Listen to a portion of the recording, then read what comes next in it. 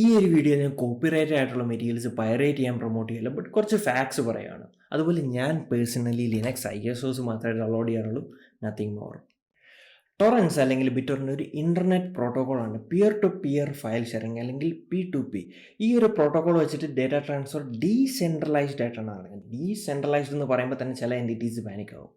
ഇപ്പോൾ മനസ്സിലായി കാണുമല്ലോ എങ്ങനെയൊക്കെയാണ് പല പല മിത്തുകൾ ഉണ്ടാകുന്നതെന്ന്. ബ്രാം കോഹൻ എന്ന് പറയുന്ന കമ്പ്യൂട്ടർ പ്രോഗ്രാമറാണ് ഈ ഒരു പ്രോട്ടോക്കോൾ ഡെവലപ്പ് ചെയ്തത്. സിംപ്ലി പറഞ്ഞു കഴിഞ്ഞാൽ നിങ്ങൾക്ക് ഇഷ്ടപ്പെട്ട ഏതെങ്കിലും സൈറ്റിൽ നിന്ന് കിട്ടിയ മാഗ്നറ്റ് ലിങ്ക് അല്ലെങ്കിൽ ടൊറൻറ്റ് ഫയൽ ഒരു ടൊറൻറ്റ് ക്ലയൻറ്റിൻ്റെ ഹെൽപ്പോടെ ഡൗൺലോഡ് ചെയ്യാനായിട്ട് ഇടുന്നു. ഫയലിൻ്റെ സൈസ് എത്രയോ വലുതായിക്കോട്ടെ, ഡൗൺലോഡ് കംപ്ലീറ്റ് ആകുന്നു. സിമ്പിൾ. ഫസ്റ്റ് ടൈം ഒരു ഫയൽ ഷെയർ ചെയ്യുമ്പം ഒരു സീഡ് ഉണ്ടാകുന്നു. ഞാൻ ആ ഫയൽ ഡൗൺലോഡ് ചെയ്യുമ്പോഴത്തേക്കിനും ഞാനൊരു പിയറായി മാറുന്നു. ഡൗൺലോഡ് കംപ്ലീറ്റ് ആകുമ്പോഴത്തേക്കിനും ഞാനും ഒരു സീഡായി മാറുന്നു. പോപ്പുലർ ആയിട്ടുള്ള ടൊറൻ്റ് ആണെങ്കിൽ സീഡ് കൂടും, അതുപോലെ തന്നെ സ്പീഡും.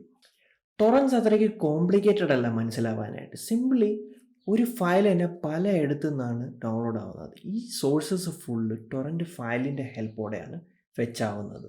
ലാസ്റ്റായിട്ട് പിയർ ആയിരിക്കുമ്പോൾ തന്നെ ഡൗൺലോഡ് കംപ്ലീറ്റ് ആകുമ്പോൾ സീഡിങ്ങിന് മുമ്പായിട്ട് ഞാൻ സ്റ്റോപ്പ് ചെയ്താൽ ഞാനൊരു ലീച്ചറായി മാറുകയും ചെയ്യും. ഒരു എക്സാമ്പിൾ പറയുകയാണെങ്കിൽ ലിനക്സ് ISOസിൻ്റെ കേസ് എടുക്കുമ്പം ഒരു ടൊറൻറ്റ് ലിങ്ക് കൂടെ കാണും ഡൗൺലോഡ് ചെയ്യാനായിട്ട്. എപ്പോഴും ടൊറൻറ്റ് ലിങ്ക് മാത്രമാണ് ഞാൻ ചൂസ് ചെയ്തത്. കാരണം ഇത് ഓവറോൾ സെൻട്രലൈസ്ഡ് ആയിട്ടുള്ള സെർവേഴ്സിൻ്റെ സ്ട്രെസ് കുറയും. ഇതാണ് മെയിൻ ആയിട്ടുള്ളൊരു ഹൈലൈറ്റ് ടൊറൻറ്റ്സ് യൂസ് ചെയ്യുമ്പോൾ. അതുപോലെ തന്നെ നല്ല സ്പീഡും കിട്ടും.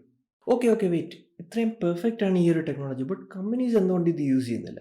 ഫസ്റ്റ് റീസൺ, ടോട്ടൽ കൺട്രോൾ ഓതറിന് ഫയലിലും ഉണ്ടാക്കില്ല.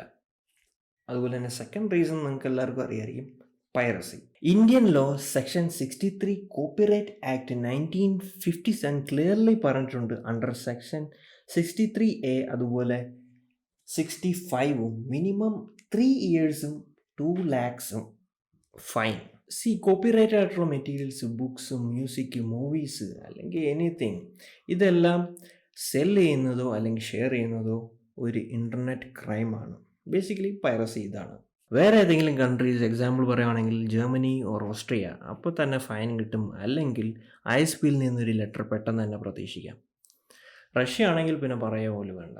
ഞാൻ പൈറസിയെക്കുറിച്ച് ഡീപ്പായിട്ട് ഈ ഒരു വീഡിയോയിൽ ഞാൻ പോകുന്നില്ല, ബട്ട് സ്റ്റിൽ ഇപ്പോൾ തന്നെ ചില ആൾക്കാർ ഇത് കാണുമ്പോൾ ഓക്കെ ഞാൻ ടൊറൻസ് കൊച്ചുനാളം പോലെ യൂസ് ചെയ്യുന്ന ഒരാളാണ്, ഞാൻ VPNs തന്നെ കോൺഫിഗർ ചെയ്താണ് യൂസ് ചെയ്യുന്നത്. എനിവേ, VPN സർവീസസ് ഒരു പ്രൈവസി അഡ്വക്കേറ്റ് എന്നുള്ള നിലയിൽ ഞാൻ യൂസ് ചെയ്യാൻ ഹൈലി റെക്കമെൻഡ് ചെയ്യും. ബട്ട് നമുക്ക് അതിലും ബെറ്റർ ആയിട്ട് VPNs എങ്ങനെ ക്രിയേറ്റ് ചെയ്യാമെന്ന് വരുന്ന വീഡിയോകളിൽ ഡിസ്കസ് ചെയ്യാം. കണ്ടന്റ് ഇഷ്ടപ്പെട്ടെങ്കിൽ അൽഗോരിതം ഹാക്ക് ചെയ്യാൻ മറക്കണ്ട, which is like, share and subscribe. Thank you.